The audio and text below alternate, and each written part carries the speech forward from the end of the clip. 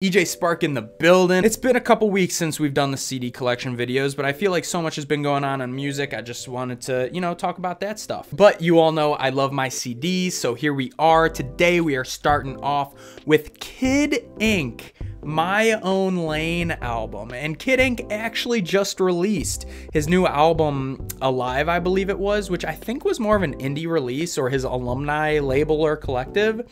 But there was nothing like this album right here, and I'm actually missing the CD. I don't know where the CD is. I think it's either in my car in a CD case, but I mean, Kid Ink is just tatted up top to bottom, and this album was actually so good. I love this album. This album popped off. The big songs, I mean, Hello World, great song. Show Me with Chris Brown. Main Chick with Chris Brown. No Miracles with MGK. I mean, this song has some bangers on it. Oh, what's on the inside here? Oh, I love when the CDs come with posters. I think it's so cool. Look at this Kid Ink poster. What's this say on the bottom? Oh, nothing. That's a cool poster, Kid Ink. I like that a lot. And then on the back, all it is just all the credits and the thank you notes.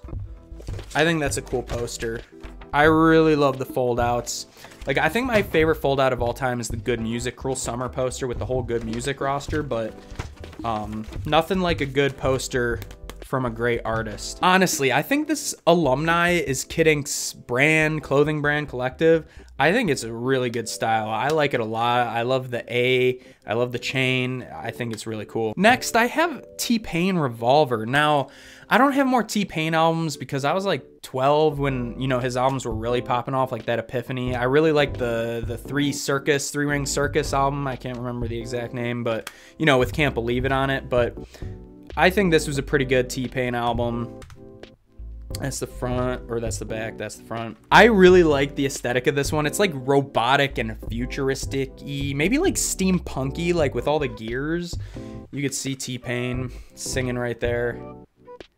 Really cool aesthetic for this album. I think TPain has a great voice. I've seen him perform live, like his live violin concerts and things like that. Like, he can actually sing, people. Like, he didn't start the auto-tune trend, but, obviously he's known for his auto-tune usage, but the man can sing. Don't ever discredit TPain and his singing.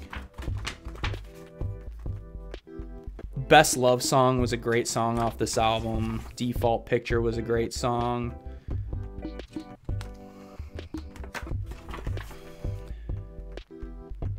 TPain actually streams on Twitch now, and I think he's actually a lot of fun to watch. Like, this picture's sick. I love that guitar. I love that picture. TPain's always had style, and he's always had such a smooth voice. Thank yous, of course. I think TPain has a great voice. I don't know what it is about it. I don't know if it's the tone or what, but he can really belt out those notes. I remember him doing it in concert, like kind of like showing people up that he knows how to sing without auto-tune. Like, the very last thing he said was, "Oh, and by the way, all that was no auto-tune," mic drop, and just left the stage. I mean, just legendary moments from TPain. Next, I have Sean Kingston's sophomore album. Obviously not as popular as his first album, but Tomorrow was still a great album. What was on this one that was big? Fire Burnin', of course, My Girlfriend, Face Drop. Really liked Wrap You Around Me. Great album. I mean, Sean Kingston, he's honestly a legend, but unfortunately, I think because of his accident, I feel like just so much of his career was taken away from him, just absolutely stolen. You know what I'm saying? Like, I love his voice. I love his vibe. I love the Jamaican vibe. I love the party vibe. We got a little poster. Bro, how did I not ever see this? This is like a movie poster. Oh my gosh. I love that. He literally turned it into a movie poster. And then the back are the credits with that picture of Sean Kingston.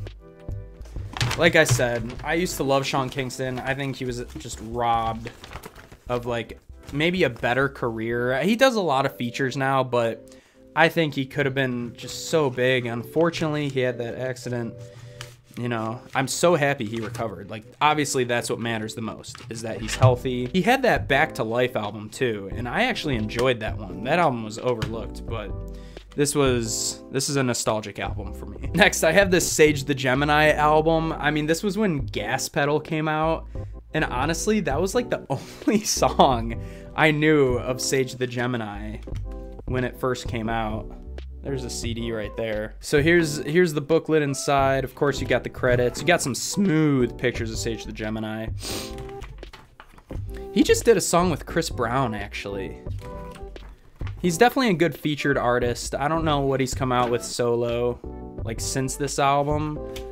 But I mean, Gas Pedal, and he does club really well. I think he's definitely got some good songs, but Gas Pedal was just such a huge hit. That was big on Vine. Y'all remember that? It's definitely, you know, not like TikTok, but Gas Pedal was huge on Vine. That was I think why he got so big, is because he had that trend on Vine. That just goes to show, TikTok, Vine, you get a trend going, you can blow up overnight. And then the last album I have for you all today is Justin Bieber, Purpose. Now, I'm not gonna lie, love this album. And I think this is Justin Bieber's best album, in my opinion.